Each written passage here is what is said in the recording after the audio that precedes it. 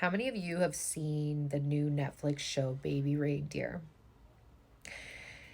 It is wow. Like so many emotions and feelings come up in this show. A lot of people are talking about the stalker, Martha, right?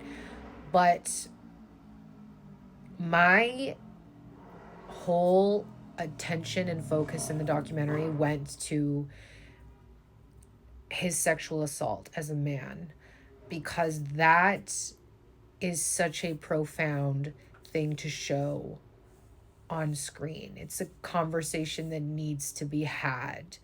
When we think of sexual assault, we mostly think of women, but there are so many boys and so many men in this world that are targeted and victims of sexual assault. And, you know, you hear the saying, when men go to jail, they get turned out in jail, right? Like, what does that even mean? Well, in this show, you get to see how something like that happens. And for that reason, like, you understand why there's so many confused men in the world.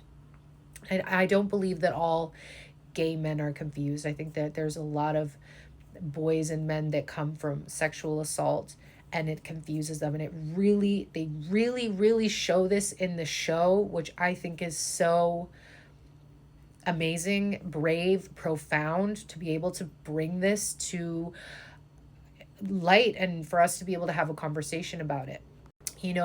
With Diddy's case now, Diddy being exposed and all the men that he has had relations with, and those boys that grew up now being confused or being bisexual or maybe, being gay, that could have stemmed from sexual assault. And a lot of the gay men in this world, not all, but a lot, were sexually assaulted, and they're confused.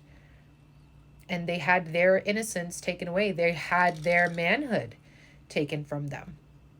And so the writer of this show, I just want to thank you. This show is so powerful. It's really aligned with the times that we're in now, where we're exposing, the truth is coming to light. There's being so much is being exposed. And it's really quite an amazing show. It's really shocking as a woman to see a man go through something similar that myself has gone through.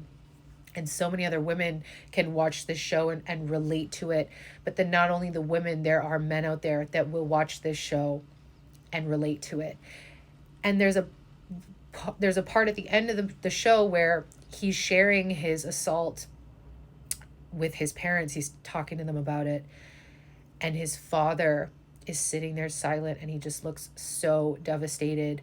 And he shares himself that he was a victim of a priest in his childhood of his own sexual assault. And so this stuff is everywhere. It is literally just everywhere. And I feel like now it's time to have that conversation, bring the men into the conversation. It's been a lot of women against men and, putting men in this terrible light. But there's also men that have been victims of men as well, right? There's been a lot of men that sit in silence, and they go to their grave with these secrets, and they have nowhere to turn to, and they just hold this, they hoard it in them. It manifests in so many illnesses and so many, just it terrorizes them to the day they leave here, because they have nowhere to go to speak about these events and these things that have happened to them. I want to let you know, like, this, to let it go, to set it free, to talk about it. And I know people say, oh, you don't need to talk about everything. Like, sometimes when you have something in you that needs to come out, it's been sitting in you for so long, it's been buried in you, and it's been sabotaging you in your life.